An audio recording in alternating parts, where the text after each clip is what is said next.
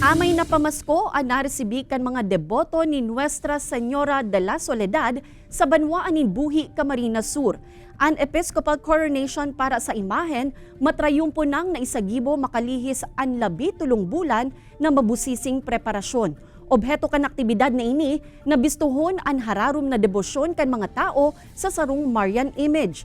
Kasabay kan Episcopal coronation, pigdeklarar naman kan Archdiocese of Cáceres ang simbahan sa Barangay Tambo como Archdiocesan Shrine and Parish of Nuestra Señora de la Soledad. But sabihon opisyal na ining pagbibisto na sanktuaryo kan mahal na inang Soledad.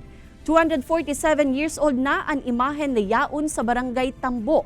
Asin nagtutubod ang mga deboto na inina ang tamang panahon tanganing bistuhon ang pirang siglo na nindang debosyon. Isa din po siya sa pagpaparangal po sa namin sa malalim pong debosyon kay Ina. Not only the residents po ng Tambo but ang devotion po kay Ina is nakakalakop na din po.